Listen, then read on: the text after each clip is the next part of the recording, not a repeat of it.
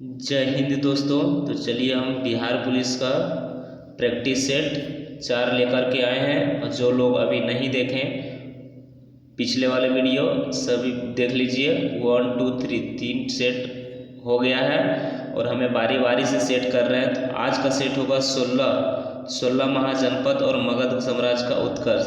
और एक चीज़ और इसमें ध्यान दीजिएगा, ऐसा ज़रूरी नहीं है कि ये बिहार पुलिस में ही पीछे पूछेगा। जितना जीएस है सभी में ये काम आएगा, चाहे आप एसएससी का एग्ज़ाम की तैयारी कर रहे हैं या फिर डिफेंस लाइन का तैयारी कर रहे हैं या फिर कोई भी क्षेत्र में जिसमें जीएस मौजूद हो।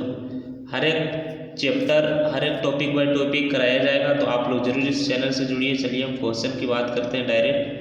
क्वेश्चन 1 आप लोग देख लीजिए, उसके बाद धीरे धीरे हम लोग आगे बढ़ेंगे डिस्कस करते करते। तो क्वेश्चन 1 क्या कह रहा है, प्राचीन भारत में पहला विदेशी आक्रमण किसके द्वारा किया गया था। तो इसका आंसर हो जाएगा किसके द्वारा किया गया था, आंसर हो जाएगा ईरानियों के द्वारा। आंसर नंबर बी हो जाएगा। इसमें ध्यान दीजिएगा एक चीज़ कि जो इसमें है ईरान, क्या है ईरान। ईरान को जो शासक था, ईरान का शासक कौन था, हैरी डेरियस। कौन था, डेरियस प्रथम ने, इसी को कहते हैं दारा प्रथम। क्या कहते हैं, दारा प्रथम। इसी को कहते हैं दारा प्रथम। ध्यान दीजिएगा, दारा प्रथम जो है ये आक्रमण करके, ये क्या किया, आक्रमण करके भारत के उत्तरी सीमांत क्षेत्र पर आक्रमण ये कहाँ किया, भारत के उत्तरी यानी उत्तर सीमांत क्षेत्र पर ये क्या किया था, आक्रमण दिया। क्षेत्र पर क्या किया था, क्षेत्र पर आक्रमण किया था। और जब यहाँ पर ये आक्रमण किया था तो यहाँ पे भारतीय क्षेत्र का एक शासक क्या था, भारतीय क्षेत्र का शासक क्या था, कौन वंश का था ये वाला हक, क्या था, हकमनी वंश का शुरुआत किया था। हकमनी वंश का शुरुआत कौन किया था, दारा प्रथम। इसे वो कहते हैं डेरियस प्रथम। और इसका प्रांत था कितना, 20, यानी 20 प्रांत यहाँ पे बनाया था। तो यहाँ पर आप समझ गए, इसका आंसर बी नंबर होगा जो। नेक्स्ट हम लोग चलते हैं आगे, नेक्स्ट चलते हैं दूसरा में। दूसरा क्या कह रहा है उसको समझिए ध्यान से। एक एक चीज़ और एक एक पॉइंट यहाँ आपको समझाया जाएगा। बीतस्ता का युद्ध हाइपेस्पीच कब हुआ था। तो देखिए, बीतस्ता का युद्ध की अगर बात करें तो बीतस्ता का युद्ध हुआ था 326 बीसी में। कब हुआ था, 326 बीसी का। और ये हाइपेस्पीच जो है ये यूनान, क्या है, यूनान शब्द है, यूनान भाषा है। तो यहाँ तक समझ गए। अब चलते हैं आगे। नेक्स्ट क्या कह रहा है उसको समझिए। नेक्स्ट कह रहा है क्या, सिकंदर व पोरस के मध्य, सिकंदर या पोरस का मध्य युद्ध किस नाम से जाना जाता है। तो किस नाम से जाना जाता है, तो चलिए हम समझते हैं। तो ये जाना जाता है बी नंबर, बीतस्ता के युद्ध के नाम से जाना जाता है। देखिए, सिकंदर और पोरस के बीच में एक युद्ध हुआ था, ठीक है। जब ये युद्ध हुआ था तो इस समय जो युद्ध हुआ था, तो युद्ध हुआ था कहाँ पर, बीतस्ता के युद्ध में हुआ था। तो इसका आंसर नंबर हो जाएगा बी। सिकंदर जो है 326, कितना, 326 बीसी यानी बिफोर क्राइस्ट, 326 में जो है ये युद्ध की समापन किया था। और इसका आंसर हो जाएगा बी नंबर। आगे चलते हैं नेक्स्ट में। नेक्स्ट चलते हैं 5 नंबर। 5 नंबर की बात करें तो सिकंदर किस ईरान शासक को पराजित करके पश्चिम भारत में आया था। देखिए, सिकंदर किसको पराजित करके भारत में आया था। तो इसका क्या हो जाएगा, डेरियस द्वितीय। क्या हो जाएगा इसका, डेरियस द्वितीय। यहाँ पर एक बार क्वेश्चन आप पढ़ लीजिए, क्योंकि हम हमेशा धीरे धीरे, इसका आंसर कुछ हमको डाउट लग रहा है। इसका आंसर देखिए ध्यान से, इसका आंसर हो जाएगा डेरियस प्रथम। आंसर इसका क्या हो जाएगा, डेरियस प्रथम ने। सिकंदर किस ईरान शासक को पराजित करने के पश्चात भारत आया था? तो डेरियस प्रथम हो जाएगा। आगे हम लोग चलते हैं नेक्स्ट देखते हैं 6 नंबर। 6 नंबर की बात करें तो देखिए, सिकंदर ने भारत पर कब आक्रमण किया था? भारत पर कब आक्रमण किया था? तो अभी आपको बता चुके थे 326 BC। BC को कहते हैं बिफोर क्राइस्ट, यानी ईसा पूर्व। क्या कहते हैं? ईसा पूर्व कहते हैं। तो इसका आंसर हो जाएगा डी नंबर। देखिएगा दोस्तों, यहाँ पर हम आपको हर एक बिहार पुलिस अभी बिहार पुलिस की तैयारी हो रहा है। उसके बाद ये जो है जो GS हम बता रहे हैं, ये SSC के लिए भी महत्वपूर्ण है, SSC के लिए भी महत्वपूर्ण माना जाता है। आप ये मत सोचिएगा कि सिर्फ बिहार पुलिस का ही सेट करवाया जा रहा है। आगे चलते हैं। आगे क्या रहा है कि मालिंदा, क्या कह रहा है? मालिंदा पंथ की रचना किस भाषा में हुई थी? मालिंदा पंथ की रचना किस भाषा से हुई है? तो इसका आंसर हो जाएगा ए नंबर पाली। आंसर ए नंबर क्या हो जाएगा? पाली। यहाँ पर एक चीज़ आप ध्यान दीजिएगा, गौर कीजिएगा कि राजा जो है, राजा मीनांडर को जानते होंगे। राजा मीनांडर, राजा जो मीनांडर है वह राजा मीनांडर वह बौद्ध भिक्षु, ध्यान दीजिएगा इसको, बौद्ध भिक्षु नागसेन के मध्य, किसे? नागसेन के मध्य हुई वार्तालाप। क्या हुई वार्तालाप।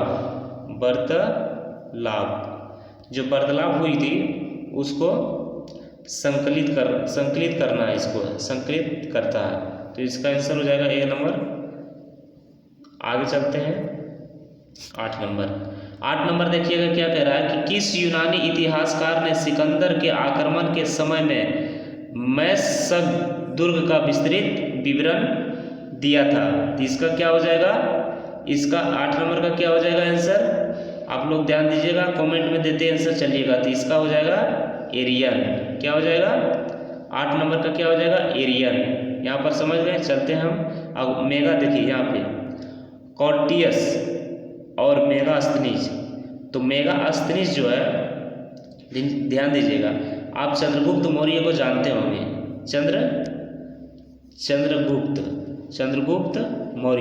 चंद्रगुप्त मौर्य जो सेल्यूकस निकटर है, किससे? सेल्यूकस निकेटर के साथ जब युद्ध हुआ था तो सेल्यूकस निकेटर को पराजित कर दिया था। जब इसको पराजित किया था तो ये इसको जो है 500 हाथी और उसके बाद बदले में कॉर्नेलिया के साथ इसका विवाह किया था। किसका? कॉर्नेलिया जिसका नाम था हेलेना। क्या नाम था? हेलेना से विवाह करवा दिया था। और साथ में मेगास्थनीज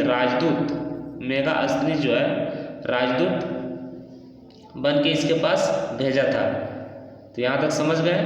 इसका आंसर हो जाएगा सी नंबर। आगे चलते हैं नेक्स्ट में। 9 नंबर क्या कह रहा है उसको समझिए।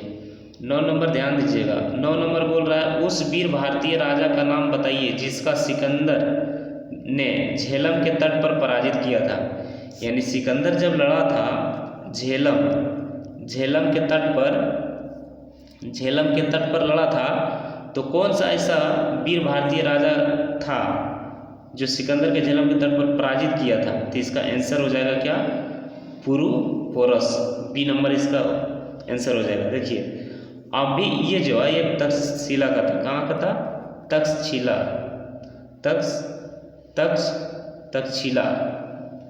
तक्षशिला का ये था कौन? आबी। और चंद्रगुप्त मौर्य, देखिए चंद्रगुप्त मौर्य और महापद्मनंद, ये दोनों क्या था? मगध। ये क्या था? मगध साम्राज्य का राजा था, शासक था। तो यहाँ पर समझ गए। आबी तो अभी बता चुके हैं कहाँ था? तक्षशिला था। कहाँ था? तक्षशिला था। तो समझ गए यहाँ तक। इसका आंसर हो जाएगा बी नंबर।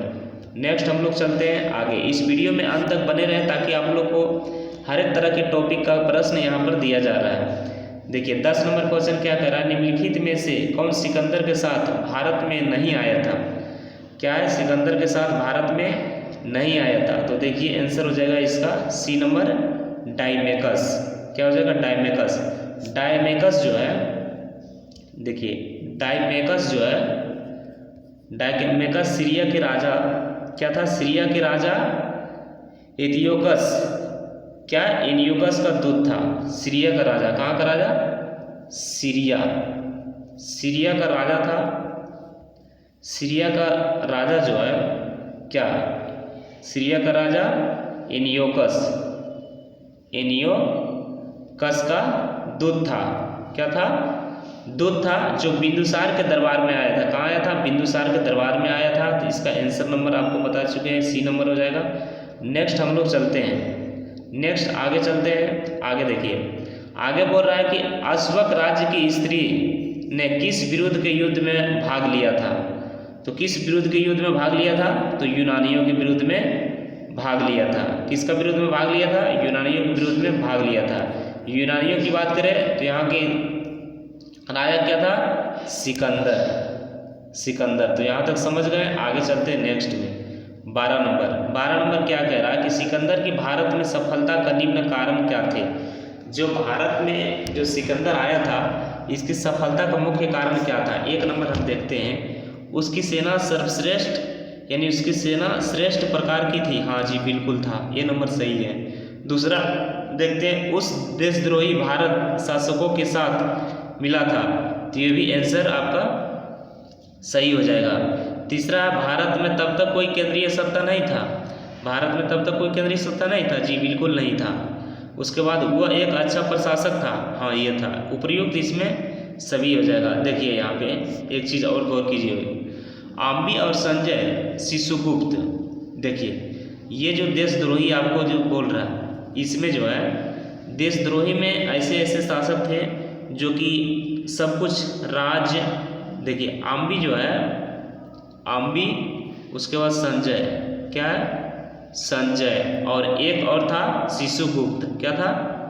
शिशुगुप्त। ये जो तीनों है, ये चंद्रगुप्त मौर्य, सॉरी सिकंदर को सब कुछ बताता था, प्लस में हथियार देता था, और जो जो राजा के गढ़ होता था उसको ये बताता था।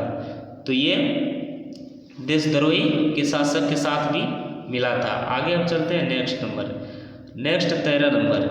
13 देखिए, सिकंदर के भारत पहुंचने पर तक्षशिला के किस शासक ने उसकी सहायता का वचन देकर उसकी अधीनता स्वीकार कर लिया। तो आंसर इसका हो जाएगा आम्बी। आपको अभी बता चुके हैं, आम्बी था, ये भारत के शासक थे। आंसर नंबर हो जाएगा डी नंबर। आगे चलते हैं। देखिए पद्मनंद की बात करें तो देखिए ये सब मगध का था। क्या था? मगध साम्राज्य का। पूर्व पुरुष आपको अभी बता चुके हैं, इससे जस्ट पहले चंद्रगुप्त मौर्य बता, क्या है? मगध। चंद्रगुप्त मौर्य की बात करें तो मगध। इसका जो है, इसका गुरु कौन था? चाणक्य था। कौन था? चाणक्य इसका गुरु था। और इसको जो है तक्षशिला विश्वविद्यालय में इसको शिक्षा दिलाया था चंद्रगुप्त मौर्य का। तो आंसर नंबर हो जाएगा डी नंबर। आगे चलते हैं नेक्स्ट 14 नंबर। 14 नंबर देखिए, दारा प्रथम डेरियस प्रथम के शासक काल के समय अभिलेख है। तो इसका आंसर क्या हो जाएगा? देखिए एक चीज़ आप ध्यान कीजिएगा, इसमें क्या चीज़ हम बताते हैं। इसका आंसर हो जाएगा, देखिए इसका बेही अस्तून भी सही है, पर्सिपोलिस भी सही है, नक्शे रुस्तम भी सही है, यानी उपयुक्त इसका सही है। नक्शे रुस्तम जो है ये DNA, क्या DNA अभिलेख है। और देखिए विश्व का अभिलेखों का जनक, विश्व का अभिलेखों का जनक किसको कहा जाता है? विश्व का अभिलेखों का जनक, अभिलेखों का जनक किसको कहा जाता है? डेरियस प्रथम। किसको कहा जाता है? डेरियस प्रथम को ही कहा जाता है। और भारत के अभिलेखों का जनक अशोक कहा जाता है। भारत के अभिलेखों का जनक किसको कहा जाता है? अशोक को कहा जाता है। यहाँ तक समझ गए। आगे हम नेक्स्ट चलते हैं।